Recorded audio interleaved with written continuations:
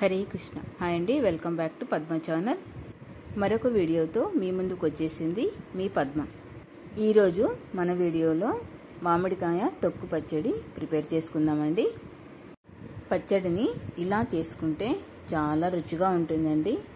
మీరు కూడా మామిడికాయ సీజన్లో వచ్చే మామిడికాయలతో కమ్మని మామిడికాయ తొక్కు పచ్చడి ప్రిపేర్ చేసుకోండి. ఇక లేట్ చేయకుండా వీడియోలోకి వెళ్దామా.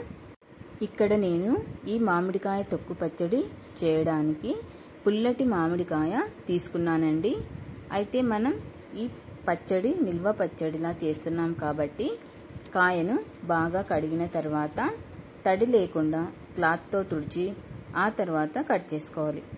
నేను ఇక్కడ తొక్కుతో సహా కట్ చేస్తున్నాను. మీరు కావాలంటే మామిడికాయ తొక్కను తీసివేసి కూడా కట్ చేసుకోవచ్చు. ఇలా కట్ చేసుకున్నాక మామిడికాయ ముక్కలను కొలుచుకోవాలి. 3 కప్పుల మామిడికాయ ముక్కలకు 3/4 కప్పు కారం అంటే 3/4 కప్పు వేసుకోవాలి. ఉప్పు మాత్రం సగం కప్పు వేసుకుంటే సరిపోతుంది. మామిడికాయ ముక్కలను మిక్సీ జార్లో వేసుకొని వెల్లుల్లి రెబ్బలు వేసుకోవాలి. ఇందులోనే కొద్దిగా జీలకర్ర వేసుకొని పసుపు, కారం, ఉప్పు వేసి మిక్సీ చేసుకోవాలి.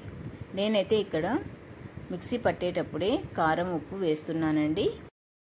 మీరు పచ్చడికి మనం పెట్టే పోపులోనైనా సరే కారం, ఉప్పు వేసి మనం మిక్సీ చేసుకున్న మామిడి తొక్కు పచ్చడిని అందులో వేసైనా కలుపుకోవచ్చు.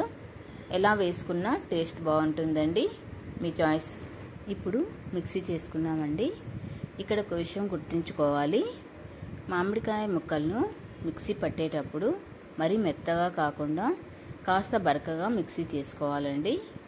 ఇలా బరకగా మిక్సీ పట్టుకుంటేనే పంటి కింద మామిడికాయ ముక్క పడితే చాలా టేస్టీగా ఉంటుందండి.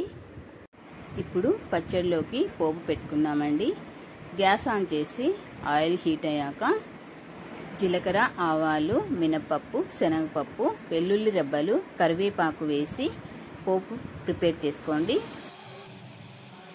ఇప్పుడు మనం మిక్సీ చేసుకున్న మామిడికాయ తొక్కు పచ్చడిని ఇందులో వేసి కలుపుకోండి. ఆయిల్ పూర్తిగా చల్లారాక పచ్చడిని అందులో వేసి బాగా కలుపుకోవాలండి.